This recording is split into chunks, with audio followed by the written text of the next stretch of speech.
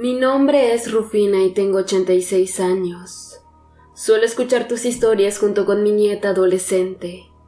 Por motivos de que nunca fui a la escuela, le contaré a ella la historia para que te la escriba y te la envíe. Pero cabe decir que para ello utilizaré otro nombre de pila para el poblado en cuestión. Existen historias difíciles de creer, y esta que les voy a contar. Era el año de 1944. En el mundo se libraba una guerra que estaba a punto de acabar. Pero en mi pueblo a nadie le importaba. Suficiente teníamos con la guerra contra las criaturas del mal. Nadie sabe de dónde surgió. Yo tenía 9 años cuando la gente comenzó a hablar más de él. Se trataba del pueblo vecino. Se llamaba San Isidro, pero en mi pueblo lo conocían como San Isidro de las Tinieblas. Y esto es a razón del origen de que aquel poblado, que apenas contaba con 2 años de formación, algunas personas decían que fue un grupo muy nutrido de gitanos que se asentó en aquella zona y la hizo su hogar. Pero otras personas dicen que fue la propia tierra que se abrió y vomitó a aquel poblado desde el infierno, junto con las horribles criaturas que lo habitaban. Todo lo que hasta el momento he dicho no era para menos. La gente ya no salía de noche por miedo. Las brujas comenzaron a haber montones y los niños comenzaron a desaparecer. Inicialmente, desde recién nacidos. Posterior a ello, comenzaron a desaparecer ya siendo niños grandes en edad escolar. También se hablaban de los perros del infierno, que eran unos perros ligeramente más grandes del perro promedio, pero que tenían una fuerza y una bravura tan demoníaca que asustaba hasta el más valiente. Se tuvo avistamientos de ellos por primera vez en los bosques aledaños. Después, poco a poco comenzaron a introducirse al poblado y comenzaron a masacrar a los perritos callejeros que, por más que peleaban por sus vidas, no eran rivales suficientemente fuertes para competir con estas bestias.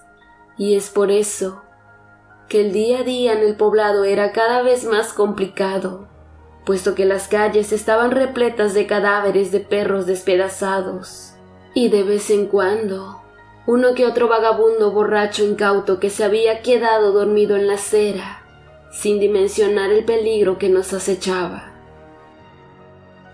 A pesar de vivir bajo un miedo constante en el poblado, no pensábamos quedarnos de brazos cruzados, y los cazadores armaron brigadas para repeler a estas bestias.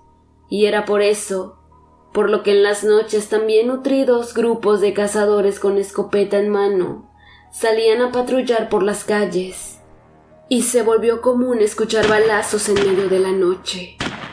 Pero había un tema que era bastante triste para la causa del poblado. Durante esos enfrentamientos, también había bajas contra el grupo de cazadores, y cada vez eran menos. Muy al contrario, a pesar de que las bajas de las criaturas nocturnas superaban por mucho al de los cazadores, pareciera que se multiplicaban, y cada vez daba la impresión de que eran más. Yo vi muchas veces a mi madre llorar. Sabíamos que tarde o temprano llegaría el momento que tanto habíamos estado evitando. Y ese momento era cuando mi padre tome la decisión de ser parte del grupo de los cazadores. Por petición nuestra, aún no se había unido a ellos. Pero entre su valentía, su deseo de servir al pueblo y la presión de la demás gente, mi padre aceptó. De su historia como cazador no hay realmente mucho que contar. Lastimosamente, el primer día que salió a hacer frente al mal y a luchar por su gente, una horda de perros del infierno invadió el pueblo, y el ya pequeño grupo de cazadores tuvo un número de bajas considerables. Mi padre fue uno de ellos. De los que lograron sobrevivir dejaron de darse abasto, y varios cazadores con sus familias comenzaron a salir huyendo para no regresar nunca más. Pero mucha gente prefirió quedarse a hacer frente a aquellas bestias antes de abandonar su patrimonio y el lugar donde habían habitado durante toda su vida. justo en el momento cuando el mayor número de personas salía huyendo del poblado. Llegó una familia, un joven hombre con su igual esposa joven, acompañados de su pequeño hijo como de unos 5 años y un recién nacido. A su arribo, el hombre tocaba una tambora y su esposa junto a sus hijos pasaban por las casas pidiendo caridad. Desconozco cómo fue, pero el caso es que el hombre comenzó a ganarse sustento limpiando las calles de los cadáveres de animales y personas. Ante el creciente número de cadáveres, el hombre optó por quedarse a vivir al pueblo. Quizás era el único que veía prosperidad en nuestro decadente poblado. Al ver la fuga masiva de gente, el comisario le donó a aquel hombre unas tierras a las afueras del poblado. De allá construyó una pequeña choza y fue donde comenzó a rehacer de nueva cuenta su vida con su familia. «Pobre hombre, no sabe lo que hace», decía toda la gente a sus espaldas. Pasaron un par de semanas desde la llegada de aquella familia para que ellos igual sean parte de tanta desgracia. Un día, el joven padre de familia salió hacia la ciudad para comprar provisiones y arreglar unos asuntos que tenía pendientes. Por circunstancias de la vida perdió el transporte y no le fue posible regresar. Al día siguiente, él llegó de nuevo al pueblo en el primer transporte. Sin embargo, se encontró con una terrible escena que realmente le dolió al pueblo entero. Encontró muerta a su esposa dentro de su casa y sin ninguna pista de sus hijos. El hombre, al ver esta escena, lloró y gritó tanto que hasta las casas que nos encontrábamos lejanas podíamos escuchar sus lamentos que de manera irreal duraron todo el día y parte de la noche. Entre llanto por su pérdida, también se le escuchaba decir que esto no se iba a quedar así y tomaría venganza de las malditas criaturas infernales. De un momento a otro, el llanto de aquel hombre cesó y ya no se supo nada de él, al menos por esa noche. Al día siguiente, y junto con los primeros rayos del sol, un repicar de varias tamboras nos levantaron a todos. Nadie sabía qué era lo que estaba ocurriendo, y es por eso por lo que todas las personas salieron de sus casas. De lejos, se podía ver cómo un nutrido grupos entre hombres, mujeres y niños bajaban de las montañas. Aquel grupo era un grupo de personas indígenas que aún vestían de formas maravillosas, algunos adornando sus cabezas con penachos, y las mujeres con sus cabellos largos y trenzados, con hermosos vestidos con todo tipo de bordados. Al llegar cerca del poblado, alcanzamos a ver quién iba adelante. Era un brujo como de unos 60 años, que al parecer era el líder, y a su lado iba aquel hombre que la noche anterior había llorado desconsoladamente la pérdida de su esposa y la desaparición de sus hijos. Todos ellos se dirigieron hacia los terrenos donde el hombre había hecho su choza. Allá se acomodaron y construyeron pequeños tinglados de madera y hojas para descansar. Al anochecer, todas las familias, como era costumbre, aseguraron sus casas y evitaron salir. Esa noche descansamos como nunca. Hace mucho tiempo que una noche en el poblado no era tan tranquila, sin escuchar el sonido macabro de aquellos perros devorando algún animal o persona, sin escuchar a alguna bruja rondando el techo de alguna casa riendo de forma macabra, o alguna familia llorando desconsoladamente ante la impotencia de cómo aquellas bolas de fuego huían con algún bebé que previamente habían robado. Al amanecer, mi tío Alberto, quien también era parte del grupo de cazadores, fue hacia casa de mi madre y se echó a llorar, pero esta vez era de alegría. «Al fin somos libres», decía mi tío con sonrisa y lágrima al mismo tiempo. Mi madre no comprendía nada, y fue cuando mi tío le contó todo. Ayer, en vez de patrullar, nos dedicamos a vigilar a aquella tribu que bajó de las montañas, y justo al momento de caer la noche, vimos cómo todos se dirigieron hacia San Isidro de las Tinieblas. Con mucho miedo decidimos vigilar de lejos todos sus movimientos. Los seguimos hasta que ellos llegaron a aquel maldito pueblo, y fue allá cuando una gran cantidad de perros infernales salieron en manada para atacar a toda esa gente. Sorprendentemente, nadie de ellos entró en pánico, y nosotros lo primero que pensamos es que eso sería una masacre. Aquel grupo indígena cargaba con ellos a mujeres y a niños. Al pasar un rato no dábamos cabida a lo que estaba sucediendo. Nuestra sorpresa fue mayor cuando claramente vimos cómo los hombres del poblado, mujeres y niños, comenzaron a convertirse en nahuales, formando un gran ejército de imponentes bestias. Realmente eso no fue una guerra, fue una masacre. Los perros del infierno no fueron rivales para los nahuales, y se veía cómo su sangre corría por el poblado, despedazados y entre las mandíbulas de los nahuales, quienes de igual forma devoraban a las brujas que allá habitaban.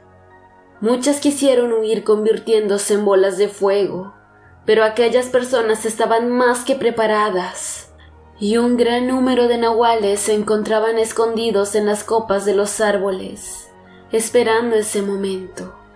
Y fue así como hábilmente iban brincando y atrapando a las brujas que pasaban por ahí volando. Ninguna sobrevivió. El jefe de ellos, al cual llamaban el Gran Patriarca Rojo, se dirigió hacia nosotros. Él nos había convertido en bestia y nos dijo que en todo momento se había percatado que lo seguíamos, pero él nunca nos consideró una amenaza. Afortunadamente, en San Isidro de las Tinieblas aún había una gran cantidad de niños que se encontraban encerrados, secuestrados por las brujas, que ahora se encontraban bien muertas con destino al infierno. Aquellos hombres nos devolvieron a los niños del pueblo y rescataron a los hijos del tamborero. También nos dijeron que les gustaría quedarse a vivir en San Isidro, y aquel anciano no tuvo ningún reparo en decirme que en su tribu, desde el habitante más pequeño, así como el más grande, todos eran nahuales, pero no les gustaba utilizar su maldición como él llamó, a menos que la situación la amerite como en este momento. Desde ese momento en mi pueblo comenzamos a decirle San Isidro de los nahuales, y en un principio temíamos a ser devorados por esas aún más peligrosas bestias. Pero al paso del tiempo demostraron ser muy leales y trabajadores. Hoy en día tenemos muy buena relación con los pobladores de San Isidro, y ya no existe miedo alguno de que nos pudieran hacer algo. Si en alguna ocasión alguien va a ese sitio, se encontrará con gente trabajadora y muy amable, así como también encontrará un sitio muy delicioso para comer, pero seguramente no sospecharán de aquella maldición que solo nosotros conocemos. Ese pueblo está infestado de nahuales.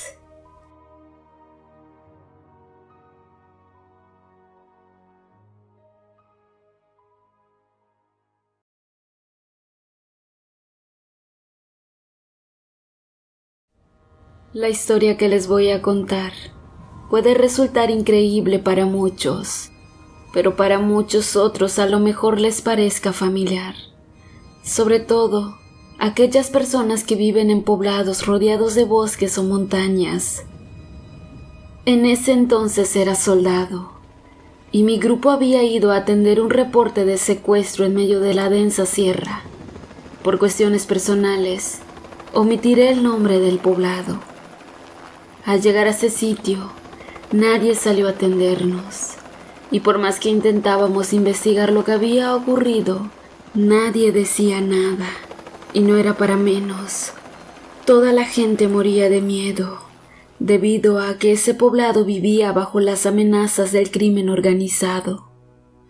Habían sido días difíciles, y por eso nosotros sabíamos que ese tipo de misiones eran de vida o muerte. Recientemente, En el poblado se habían quemado varios vehículos. Los secuestros iban a la orden del día, así como las ejecuciones, y es por ello por lo que la indicación era hacer una pequeña base en el sitio y quedarnos a patrullar hasta hallar, de ser posible, a los responsables. Conocimos a un viejo hombre llamado Don Fidel y a su hijo Raúl, quien era un adolescente de aproximadamente 12 años. Ellos fueron los únicos quienes desde nuestra llegada mostraron apoyo y disposición para ayudarnos. El hombre tenía mucho resentimiento contra los grupos criminales. Ellos le habían arrebatado de su lado a su esposa durante un tiroteo. El único pecado de la mujer fue haber ido por las tortillas y estar en el peor lugar en el momento equivocado, cuando una bala perdida le perforó una pierna, muriendo desangrada entre los brazos de su marido. Además de ello, el viejo Fidel contaba que en las últimas semanas, miembros criminales no conformes con las extorsiones y derecho de piso al que sometían al poblado, de igual manera comenzaba a despojar de sus tierras a los campesinos, tierras que eran su único medio de sustento. Es común llegar a trabajar las tierras y ver personas sembrando esas porquerías o construyendo laboratorios en el territorio de uno. Pero de allá que quieran despojarnos de todo el sustento, pues sí pienso que esos cabrones se están pasando de la raya. Pero pues uno, humildemente y sin fuerzas, ¿qué más les puede decir? Solo nos queda aguantarnos o perder la vida, decía Don Fidel tristemente. Las palabras de Don Fidel generaron consternación y coraje a más de uno en nuestro grupo. Muchos de nosotros veníamos de familias de campo y sabíamos perfectamente lo que era depender únicamente de las tierras. Al escuchar eso, yo tranquilizaba a Don Fidel y le prometía que como soldados del honorable ejército mexicano haríamos todo lo posible por defenderlo a él y a sus tierras, aunque nos cueste o lo que nos tenga que costar.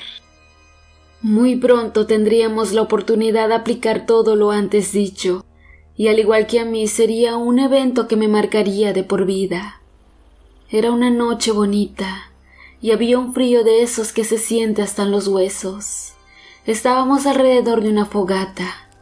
Esa noche nos había tocado patrullar cerca de los arados, puesto que en días previos los campesinos habían estado reportando mucho movimiento en sus tierras. Inclusive, uno de ellos había desaparecido. Era junto con Don Fidel el que más intentaba motivar a la gente para que luchen por sus tierras.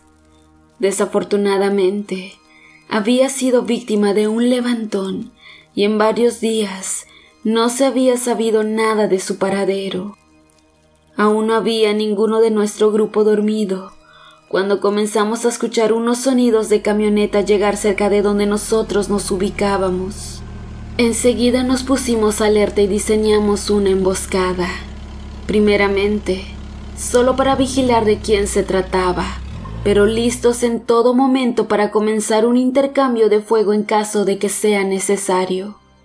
2 de nosotros fueron hacia 2 vehículos que teníamos escondidos, por si la situación lo ameritaba.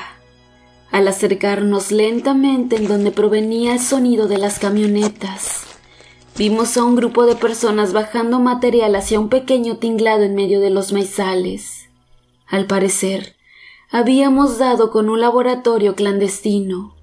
Sin embargo, alguien los había alertado de que estábamos muy cerca de ellos y se percataron de que estábamos al acecho.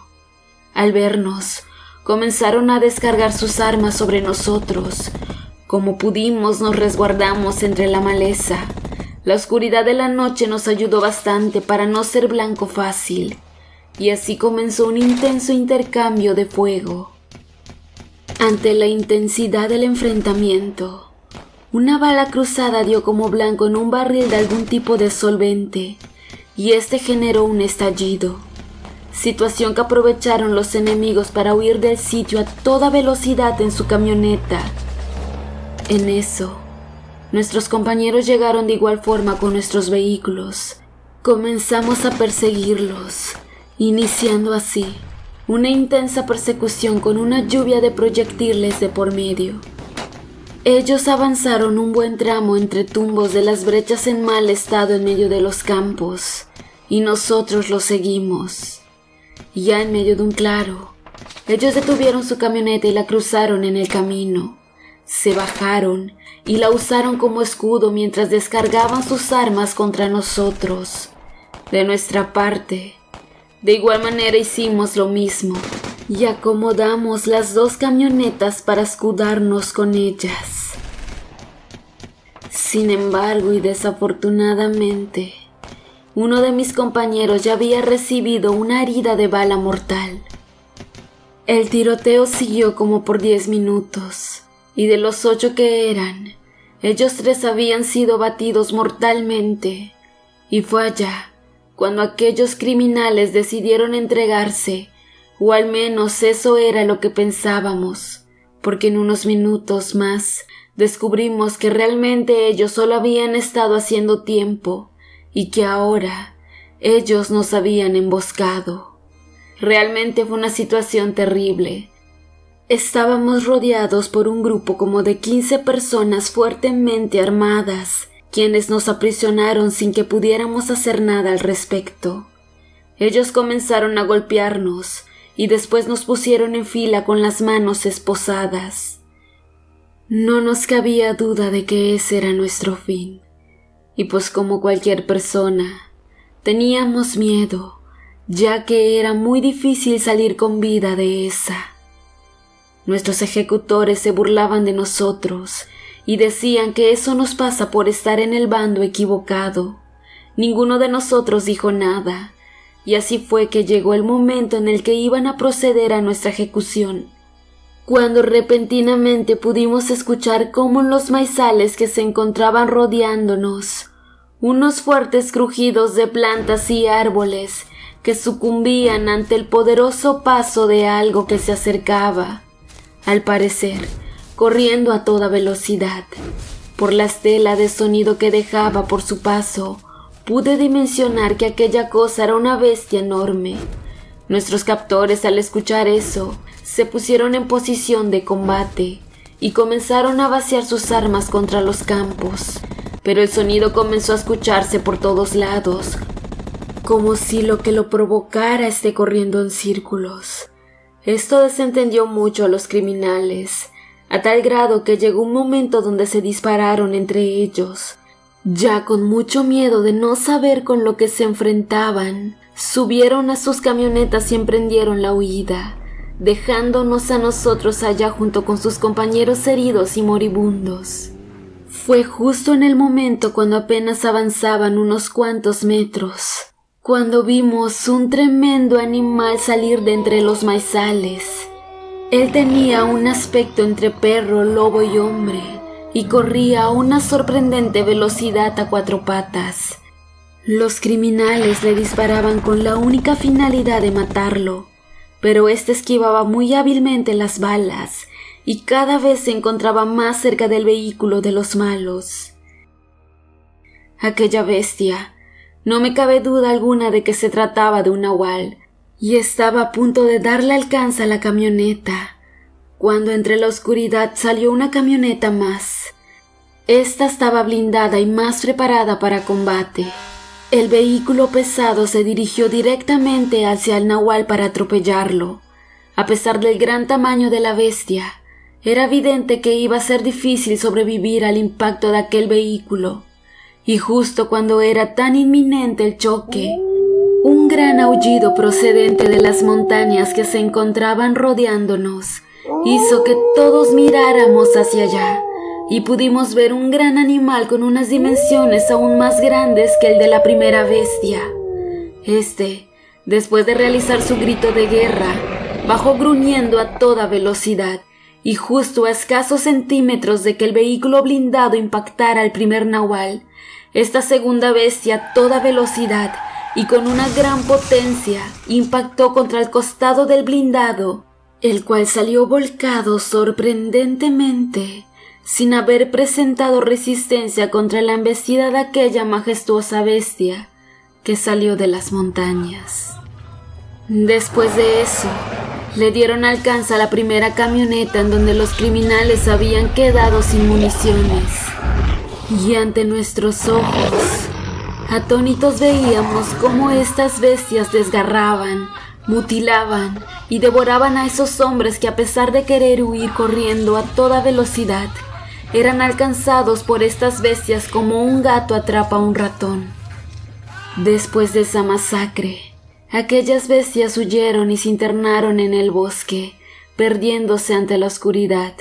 Era bastante claro que su objetivo eran aquellos criminales. Al paso de unos minutos, llegaron refuerzos hacia nosotros y nos liberaron. Cuando nos preguntaron qué había pasado, dijimos que un grupo de encapuchados que sospechábamos que eran parte de un grupo enemigo habían acabado con ellos, más por ser enemigos que por ayudarnos. Optamos por inventar esa historia porque sinceramente nunca nos creerían si contáramos que un par de nahuales nos salvaron de la muerte.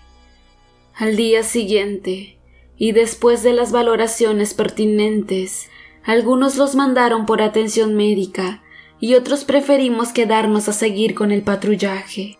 En los días posteriores, no vimos a don Fidel y a su hijo Raúl, pero cuando estábamos a punto de irnos de aquel lugar, el pequeño Raúl se apareció y nos agradeció por nuestra entrega y coraje de lucha.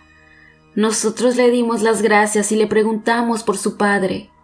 Él dijo que se encontraba un poco enfermo, pero que no era nada de gravedad, que seguramente en unas pocas lunas él ya se habrá recuperado del todo. Después de eso, nos fuimos de aquel sitio y nunca volvimos a saber de ellos. Los que presenciamos aquella masacre por parte de los nahuales hasta hoy en día, platicamos incrédulos lo que sucedió.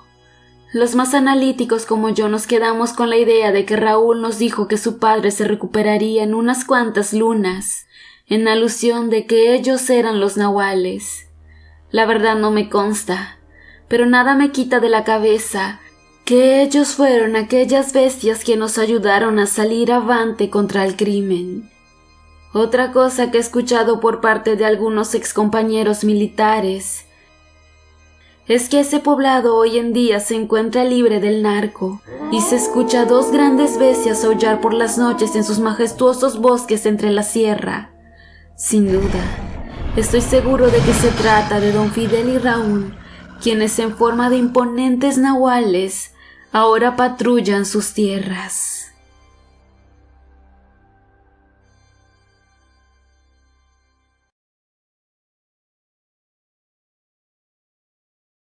Nunca olvidaré esa noche. Recuerdo que había tomado unas cuantas copas en el bar del pueblo, suficientes como para quedar ebrio.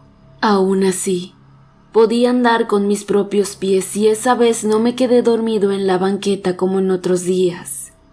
Para llegar a la casa tenía que hacer una larga caminata entre la carretera de tierra, rodeada por la espesura del bosque.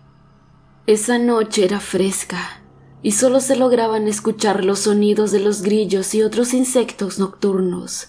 A falta de energía eléctrica, solamente guiaba mi camino con la luz de la luna, y vaya que se tenía que ir con cuidado, porque esas calles en medio de la naturaleza era también un medio de cruce de animales para ir al arroyo. Entre esos animales habían serpientes muy venenosas que le habían dado muerte a más de uno. Recuerdo que en esas épocas aún se podía andar con el revólver en el cinturón, y yo llevaba el mío bien cargado por si algún desalmado me intentaba asaltar. No recuerdo bien la hora, pero me atrevo a decir que era medianoche. Repentinamente, el silencio de la noche se vio salvajemente interrumpido por los llantos de unos perros que se encontraban en medio del camino. Escuchar a perros llorar por el pueblo no era algo fuera de lo común, y es por eso que seguí caminando como si nada estuviera pasando. Pero de repente, escuché el sonido de algún gran animal que se aproximaba hacia la carretera. El sonido provenía del bosque, y aquel animal o lo que sea que fuera venía muy rápido y rompiendo todo árbol en su camino. Todo pasó en el transcurso de un minuto. A los alaridos de los perros se sumó el grito de un hombre, y es allá cuando, aún escondido entre la maleza del bosque, corrí hacia él para ver qué estaba ocurriendo. Desde el momento de ver esa escena supe que nunca en toda mi vida iba a olvidarla, y la borrachera se me bajó enseguida. Aquel animal era un tremendo nahual, como de 2 metros de altura y de imponente musculatura. Tenía sujetado con una mano al pobre canino, el cual aullaba de dolor, y no es para menos. Le hacía falta ambas piernas. Con la otra mano tenía agarrado de la cabeza a un hombre, al cual había alzado a la altura de sus ojos y lo miraba fijamente. Al ver eso, mi primera reacción fue desenfundar mi revólver y lanzarle 4 balazos. Miré claramente cómo pude asestarle los disparos en diferentes partes de su cuerpo, pero no pareció hacerle nada y solo me miró y me lanzó un gruñido. Después de eso, le lanzó una mortal mordida a aquel hombre en el cuello hasta decapitarlo. Ya en ese momento no me quedó duda alguna de que debía huir de ese sitio y empecé a gritar por ayuda al tiempo que corría. Corrí mucho, o era lo que al menos yo creía. Por un momento pensé que esa criatura había ignorado mi presencia, pero vaya que estaba equivocado. Al cabo de un rato, comencé a escuchar de nuevo cómo aquella gran criatura corría a toda velocidad hacia mí. Cuando lo sentí tan cerca, miré hacia atrás encañonando de nueva cuenta mi revólver. Él dio un gran salto, al tiempo que cerré los ojos y disparé en 3 ocasiones. Para mi mala suerte, el arma ya no tenía balas. Aquella bestia cayó sobre mí, y pude sentir tan cerca su fétido aliento y la tibieza de la sangre que aún le escurría por sus fauces. En ese instante, ese gran canino me lanzó una mirada tan feroz que sentí infartarme, pero de la nada, de un gran impulso se levantó, y vi cómo traía en manos una gran serpiente. Esta trató de atacarlo, pero sin ningún inconveniente él la esquivó, para luego asestarle una mordida en la cabeza y estirar tan fuerte la mano con la que la tenía sujetado. El impulso fue de tal magnitud que la culebra tuvo una espantosa muerte, perdiendo la cabeza al instante. En ese momento aquel animal lanzó un imponente aullido y de un gran brinco posó sobre la copa de un árbol y se fue huyendo del sitio, como si pudiera correr sobre los árboles. Después de lo sucedido, desde aquel día dejé el alcohol y hasta la fecha no salgo de noche a menos que sea por una causa mayor. Analicé mucho aquel momento y realmente hoy en día estoy seguro de que aquel nahual no quería hacerme daño y muy al contrario, me salvó de una muerte segura si aquella serpiente hubiera logrado inyectarme su veneno. Ese fue el inicio de una serie de desapariciones y asesinatos que se dieron en el pueblo. A pesar de que no pudieron dar con su cuerpo, se supo que aquel hombre que yo había mirado sucumbir ante la mordida de aquella bestia era don Pancho, el carnicero del poblado.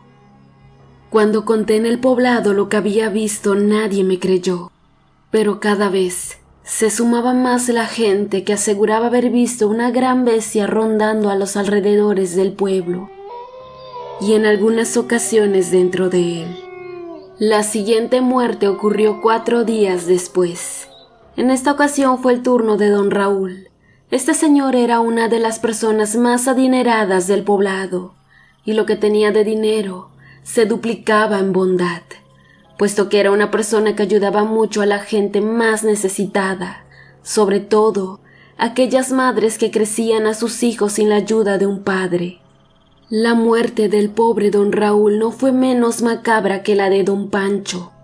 Fue encontrado decapitado en su habitación, específicamente en su cama. Al parecer, lo que lo había asesinado fue algo de bastante fuerza y tamaño. Yo creo que fue esa misma bestia que me salvó de la serpiente. Al investigar su deceso, se descubrió que el techo de su habitación tenía un gran hoyo, y lo que lo había asesinado había roto el techo de concreto de un gran golpe, para luego meter el brazo por aquel orificio y tomar al señor de la cabeza para jalarlo hacia él, con una gran fuerza que al impactar su cuerpo en contra del techo, por medio de un brutal impacto, la cabeza se arrancó de su cuello, dejando un círculo de sangre alrededor del hoyo. La muerte de este señor fue bastante sonada en el pueblo, y a partir de ese momento es que realmente la gente comenzó a tener miedo, sobre todo las personas que más recursos tenían. El alcalde del pueblo, quien también era de la clase alta, ofreció una cuantiosa cantidad por quien atrapara al asesino vivo o muerto, sea una persona, animal o una bestia infernal. No cabía dudas de que la mayoría de gente en el pueblo sabía que se trataba de un nahual. Esa misma noche en la que murió el señor, se habían escuchado ostentosos aullidos provenir de lo más profundo del bosque. El hecho de saber que quizás se lidiaba con una criatura tan macabra y peligrosa no evitó que mucha gente quisiera la cuantiosa suma que ofrecían por su cabeza. Los cazadores intentaban por días enteros cazar a la bestia, pero de plano no había ningún solo indicio de ella. Realmente era como si la tierra se lo hubiera tragado. Debido a la cuantiosa cantidad de dinero en juego, estos cazadores hacían todo lo posible por llevarle alguna criatura al alcalde y así poder cobrar el dinero. Osos, jaguares, inclusive hasta cocodrilos, fueron varios de los animales que llevaban consigo hacia el alcalde, pero éste rechazaba a estas criaturas como las autoras de los crímenes. Él estaba seguro, al igual que yo, que se trataba de un nahual. Debido a su molestia, un grupo de cazadores encabezado por un hombre apodado el Robot, quien era un criminal y azote del pueblo, al cual nadie le hacía nada por miedo a represalias, comenzó a asesinar a todo ser vivo que encontrara a su paso, y fue así como también inició una masacre en los bosques aledaños. Muchos animales perecieron a manos de este grupo criminal, e inclusive se dice que dentro de las víctimas también hubo algunos campesinos los cuales se perdieron misteriosamente en esas épocas. Lo que inició como un grupo detrás de una recompensa terminó convirtiéndose en un grupo rebelde quien tomó el poblado y delinquían a su antojo. Sin duda, el pueblo estaba colmado de gente podrida y los únicos que salían afectados era la gente pobre. Un día, ese grupo delictivo decidió irse al campo para darle un levantón a un hombre que según hablaba mal de ellos. Pero para bien o para mal, este fue el último día de sus vidas. Aquella noche, mientras trataban de emboscar a aquel hombre, se toparon con aquella criatura que todos habían creído que se había ido. Aquel imponente nahual hizo de aquellos 20 hombres una carnicería. Después de ese evento, de nueva cuenta no se volvió a saber nada de la bestia, y así pasaron los días, semanas y meses. Mucha gente aseguraba que había sido herida de muerte durante ese enfrentamiento. Otras personas aseguraban que se la había visto en otros pueblos asesinando más gente, pero todas las cosas dichas no pasaron de ser supersticiones. Era el mes de agosto, y en el poblado se celebraba un festín en honor a San Francisco de Asís, quien era el santo patrono del lugar.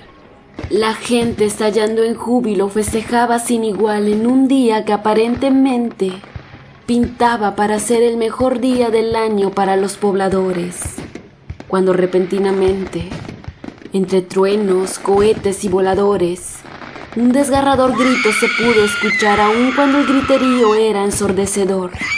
Después de ese grito y aún más fuerte, unos imponentes gruñidos provinieron de una de las calles. Repentinamente los gritos se escucharon por todos lados, y aquel gentío comenzó a correr despavorido por un miedo indescriptible reflejándose en sus rostros. A lo lejos, entre una calle oscura se veía una majestuosa bestia correr hacia la gente. Realizaba grandes zancadas y unos espantosos gruñidos. Sin duda, aquel nahual parecía estar enfurecido. El nahual corría hacia la gente, pero pasaba cerca de todos sin hacerle daño a nadie. Al poco tiempo después descubrimos a qué se debía esto. Aquella alimaña tenía claro su objetivo. Iba tras doña Berta. La señora, sin saber que ella era el objetivo, había emprendido la huida hacia el cuartel principal. Habían varios policías resguardando a la gente y lanzando balazos al aire, pero ante aquel animal nada pudieron hacer. Él le dio alcance a la mujer y corrió hacia ella para embestirla. Al llegar, y sin bajar la velocidad, la mordió de una pierna y se la llevó arrastrada en un camino oscuro que salía hacia el bosque. Los policías le disparaban, pero nada lograron. La gente llorando solo observaba cómo la mujer casi inconsciente gritaba de forma desesperada mientras era arrastrada por el gran nahual. Las personas que aún no se habían ido lloraban por lo sucedido y aún no se habían recuperado del impacto de ver cómo una de las vecinas había sido presa de esa bestia, cuando de nueva cuenta unos gritos alertaron al pueblo. Esta vez provenían de la iglesia. Desde el parque de la plaza se podía observar a una imponente bestia, aún más grande que la anterior, subir hacia la campana de la iglesia.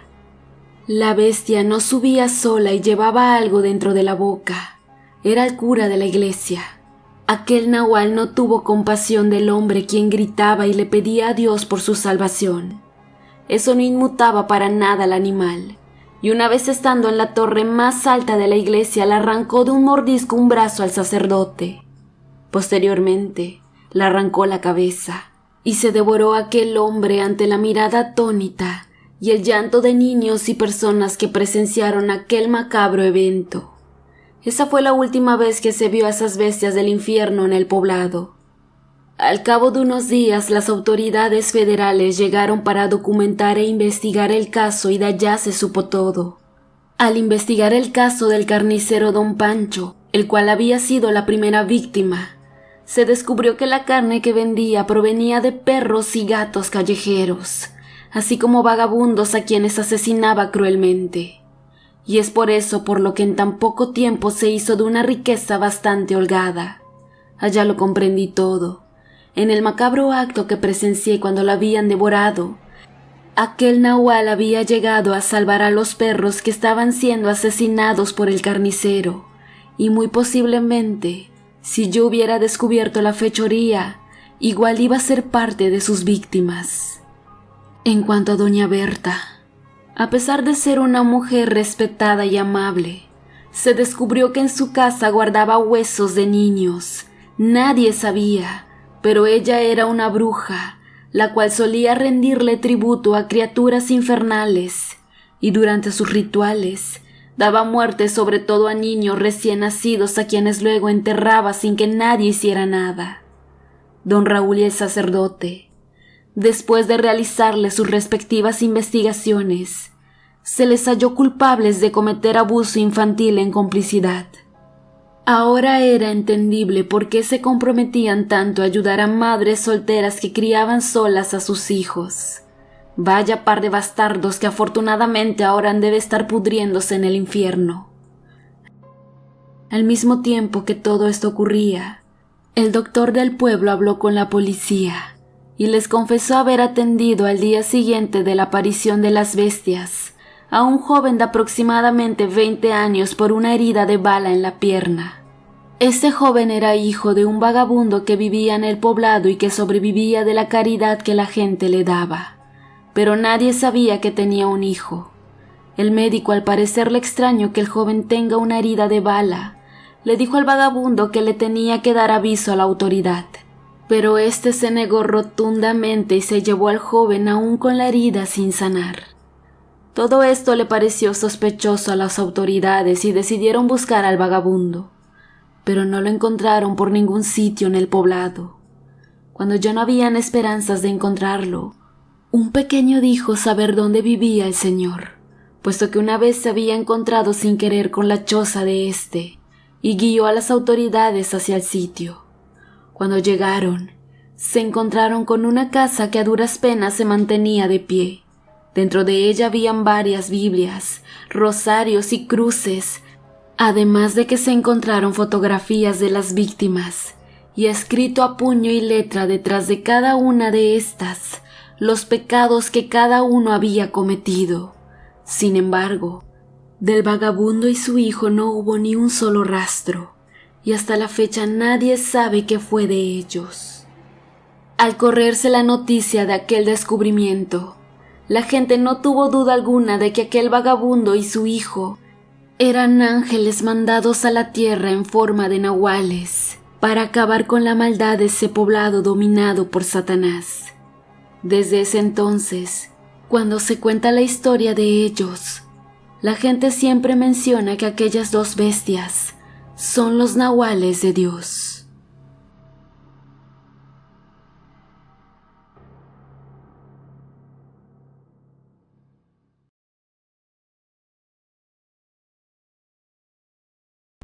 Hola gente de esta comunidad, mi nombre es Luca y es todo lo que se necesita saber de mí.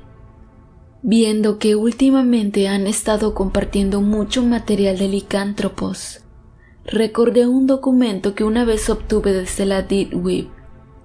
Este documento tiene mucho material interesante para los amantes de estos temas, pero el que más atrapó mi atención fue un archivo misterioso que, según, fue extraído de las bibliotecas del Vaticano.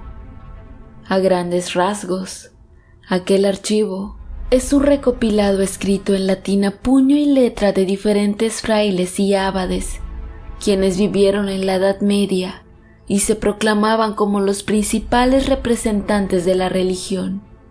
Al parecer, estos hombres de Dios solían documentar las situaciones irreales que tenían que ver con demonios, monstruos, brujas y todo aquello que alterara el orden natural de las cosas. Dentro de estas historias se encuentran escritos de varias de las criaturas malignas que conocemos hoy en día. Sinceramente, dudo de la veracidad del documento, pero hay varios elementos que lo hacen bastante enigmático. Uno de ellos es el nombre del archivo, que se titula El Bestiario de Roma. Otro sería el latín en el que está escrito, y el último, y no por eso menos importante, se encuentra al final del documento, y me refiero a la firma del autor que se adjudica, un tal Jean Dufresne, quien según es un abad escocés que vivió en el año 1419. Sin más preámbulos, les dejo la historia dentro de lo que se pudo llegar a traducir, considerando que el archivo era muy antiguo y de difícil lectura. Todo comenzó en el año 1326, en tiempos de la Eurasia medieval. En esas épocas, aún se quemaban vivas a las mujeres que la Iglesia consideraba brujas, y a palabra del documento, existía entre las calles los llamados emisarios del diablo, los cuales eran todo tipo de criaturas infernales disfrazados de personas, quienes realizaban sus actos de maldad ante la casi nula resistencia del poder de la fe, que no estaba bien cimentada como hoy en día. En ese pueblo que se encontraba en Escocia, existían dos grandes alquimistas, Gilmore y Alastair. Ellos eran los mejores, más influyentes y poderosos del pueblo en aquella época. Sin embargo, estos dos personajes eran antagonistas y estaban inmiscuidos en una constante pelea por ver quién es el mejor. Al principio, la rivalidad era de tipo comercial, pero poco a poco se tornó en algo más personal, y dichas personas se tomaron un odio sin precedentes. Tan así que habían llegado al grado de contratar asesinos para atentar en contra de sus familias, y después de los asesinatos de un hijo por bando, era muy difícil ver andar a las familias de los alquimistas sin guardaespaldas, o encontrar sus negocios sin seguridad. Al ser ambos muy poderosos en lo económico, difícilmente se podían hacer daño, pero las fuerzas del mal nunca duermen, y conscientes del gran poder y libertad que tenían en esas épocas, influyeron con fuerza en el más ambicioso, egoísta y pecador de ellos. Este era Gilmore. Los emisarios del mal, en sus formas demoníacas, atormentaron en las horas más oscuras de la noche a tal alquimista de manera que se metieron en su cabeza. Le ordenaron en varias ocasiones, con distintas voces guturales e infernales, que asesinara cruelmente a su rival. Se dice que el verdadero objetivo de los emisarios era tener una presencia con poder en el pueblo que sea fácil de manipular, porque por medio de sus influencias y su poderío económico se puede corromper a la gente y hacerlos adeptos en su totalidad, hasta que el pueblo sea un pueblo completamente maldito, como muchos otros pueblos de la época. Después de ser atormentado día y noche con voces macabras que en ningún momento salían de su cabeza, Gilmore, convencido de que debería ser el único y mejor alquimista del pueblo, salió de su casa, incluso en contra de las súplicas familiares, y fue así que decidió emprender un peligroso viaje hacia un lugar bastante hostil, que los lugareños llamaban las Colinas Negras. El sitio era llamado de esa forma porque especialmente en esa fría zona se dice que el sol se ocultaba por meses. Dejaba en él un macabro ambiente en donde cualquier forma de vida estaba destinada a morir. En ese sitio también se le conocía como el bosque de la noche eterna, debido a las condiciones naturales o antinaturales del sitio. En él se presenciaba bastante magia negra, y pocas personas se aventuraban a entrar por el simple hecho de que nadie salía con vida. Además, que se dice que allá moraban los llamados emisarios de Satanás, que también en su mayoría eran unas bestias hoy en día bien conocidos por los amantes del cine, temidos por muchos e idolatrados por otros, los famosos vampiros. Cegado por las peticiones de las hordas del mal. En medio de una noche fría y con mucha neblina, partió hacia las Colinas Negras y pasaron los meses sin que se le vuelva a ver por los rumbos. Cursaba el mediado del 6º mes de su partida, cuando muchos sucesos extraños comenzaron a ocurrir en aquel viejo y mugriento poblado. Primero los animales de granja comenzaron a sucumbir, mutilados, despedazados y devorados por algo desconocido. Posteriormente, algunos vagabundos también comenzaron a morir hechos pedazos. Tal fue el caso del vagabundo que siempre dormía en las puertas de la capilla, del cual encontraron su cabeza cercana a la puerta de la casa de Alastair, como si se tratara de un macabro cumplido.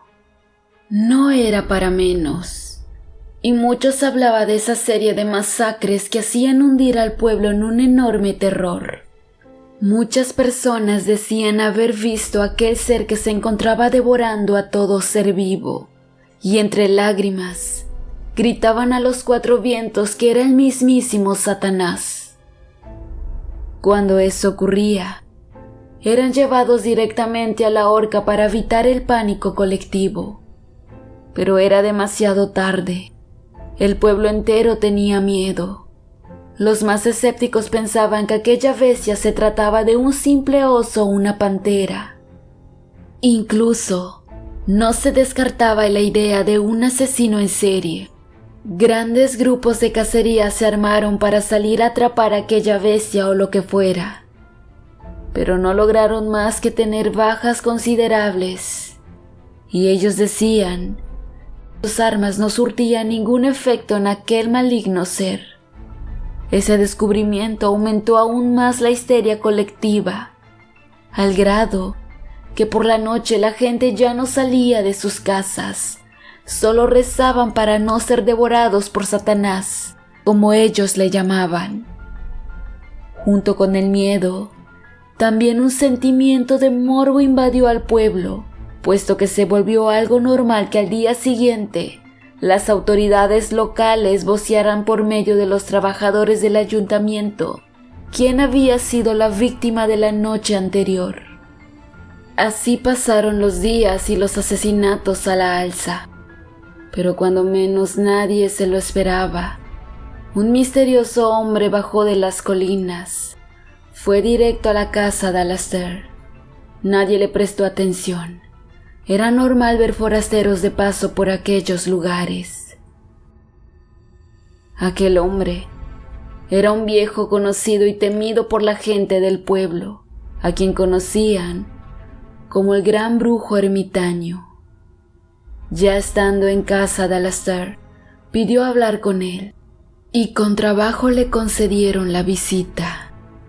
De esa manera, fue como el brujo le explicó que Gilmore, su enemigo, había acudido a él para pedirle que asesinara a su rival a cambio de muchísimo dinero y poder, pero éste se negó, pues ya estaba retirado de utilizar su magia en contra de las personas.